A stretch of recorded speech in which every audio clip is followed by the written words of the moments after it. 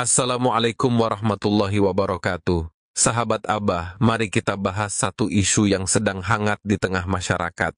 Baru-baru ini, ada banyak perbincangan mengenai aksi reuni 411 yang dikaitkan dengan berbagai manuver politik dan sosial. Namun, isu yang lebih menarik perhatian adalah ketegasan sikap Presiden Prabowo terhadap beberapa pihak yang dianggap mengancam persatuan bangsa. Pada tanggal 4 November, aksi reuni 411 kembali digelar. Namun di balik gegap gempitanya, muncul sejumlah spekulasi yang tidak bisa diabaikan begitu saja. Salah satunya adalah keterlibatan tokoh-tokoh tertentu yang mencoba memanfaatkan momentum ini untuk melancarkan agenda pribadi. Misalnya, hubungan aksi ini dengan kekalahan pasangan Anies Baswedan di Pilpres 2024 yang membuat beberapa pihak menunjukkan sikap kecewa, bahkan dendam. Tokoh yang paling banyak dibicarakan adalah Rizik Syihab, yang dikenal sebagai pendukung kuat Anies Baswedan dan pengkritik keras pemerintahan Jokowi. Kekalahan ini bagi sebagian orang dianggap bukan hanya kekalahan Anies, tetapi juga kegagalan FPI, Front Pembela Islam, organisasi yang pernah dipimpinnya. Ini tentu menjadi pukulan berat, terutama mengingat sejarah panjang perseteruan antara Habib Rizik dan pemerintahan Jokowi. Sejak masa pemerintahan Jokowi, Rizik sering terlibat dalam berbagai kontroversi. Mulai dari tuduhan penghinaan Pancasila, kasus pornografi, hingga pembubaran FPI. Semua ini menjadi alasan kuat mengapa Rizik kerap menunjukkan sikap permusuhan terhadap Jokowi. Ketika Gibran, putra Jokowi, terpilih sebagai wakil presiden mendampingi Prabowo, situasi ini semakin memanaskan suasana. Namun, yang menarik adalah ketika aksi 411 berlangsung, Rizik justru tidak terlihat hadir. Ada kabar bahwa beliau sedang menjalankan ibadah umrah, namun banyak yang berspekulasi bahwa ini adalah cara untuk menghindari potensi masalah hukum, seperti yang pernah terjadi pada 2017 saat beliau tinggal di Arab Saudi selama beberapa tahun untuk menghindari jerat hukum di Indonesia.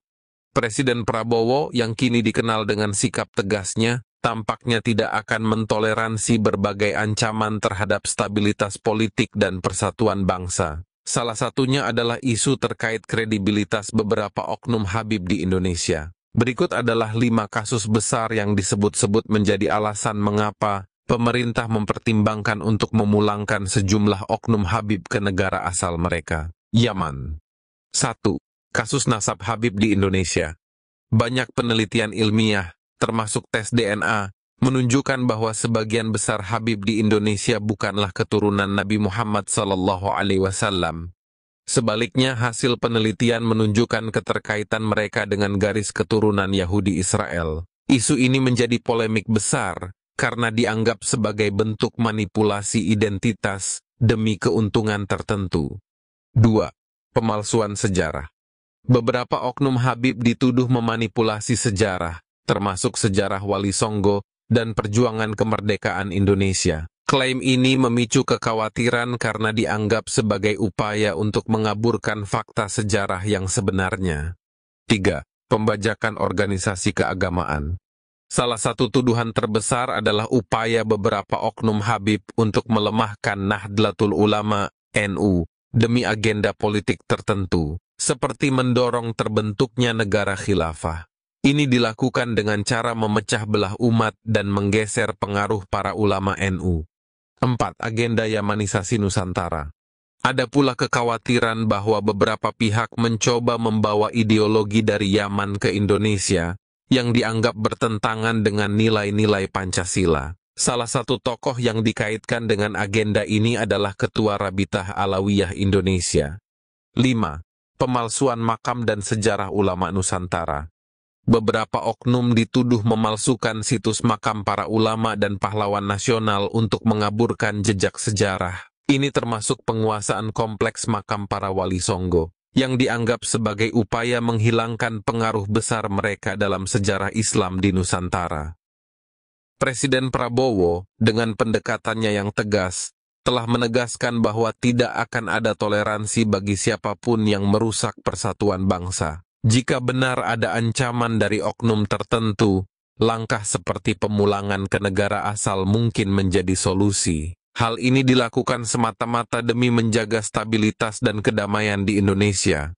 Sebagai seorang pemimpin nasional, Pak Prabowo Subianto dikenal dengan sikap tegasnya dalam menjaga stabilitas politik, keamanan, dan persatuan bangsa. Sikap ini bukan hanya penting, tetapi menjadi syarat utama untuk memastikan Indonesia tetap berada pada jalur pembangunan yang berkesinambungan. Berikut adalah beberapa bentuk tegasnya kepemimpinan Pak Prabowo. 1. Penegakan hukum tanpa pandang bulu. Pak Prabowo menunjukkan komitmen untuk menegakkan hukum secara adil tanpa membedakan status atau latar belakang seseorang. Sikap ini memberikan pesan kuat bahwa Indonesia adalah negara hukum di mana semua pihak harus tunduk pada aturan yang berlaku. 2. Menangani ancaman yang mengganggu persatuan. Pak Prabowo tidak segan-segan mengambil langkah tegas terhadap pihak-pihak yang dianggap mengancam persatuan bangsa. Sebagai contoh, adanya agenda-agenda yang berpotensi memecah belah masyarakat atau merusak kerukunan sosial ditanggapi dengan langkah konkret. Hal ini mencerminkan tekad beliau untuk memastikan tidak ada ruang bagi tindakan-tindakan yang merugikan stabilitas nasional. 3. Keberanian menghadapi tekanan. Dalam politik, keberanian untuk mengambil sikap tegas, meski harus menghadapi tekanan besar, merupakan ciri khas Pak Prabowo. Keputusan beliau, seperti memilih wakil presiden dari kalangan muda seperti Gibran, menunjukkan keyakinan bahwa regenerasi adalah bagian penting dari kemajuan bangsa. 4. Pemimpin yang berkomitmen pada integritas. Pak Prabowo juga menunjukkan integritasnya dengan bersikap tegas terhadap isu-isu seperti fitnah, penyebaran hoaks, dan pembelokan sejarah. Langkah ini menunjukkan komitmen beliau untuk melindungi kebenaran dan menjaga kepercayaan rakyat terhadap pemerintah. 5. Mengutamakan dialog dan solusi. Meskipun tegas, Pak Prabowo tidak melupakan pentingnya dialog sebagai jalan untuk mencapai solusi damai. Sikap ini menunjukkan bahwa ketegasan beliau tetap didasarkan pada prinsip keadilan dan mencari solusi terbaik bagi semua pihak. Sebagai masyarakat, mari kita terus mendukung upaya pemerintah untuk membangun bangsa yang damai, toleran, dan harmonis. Semoga doa kita semua dikabulkan oleh Allah Subhanahu wa Ta'ala. Wassalamualaikum warahmatullahi wabarakatuh.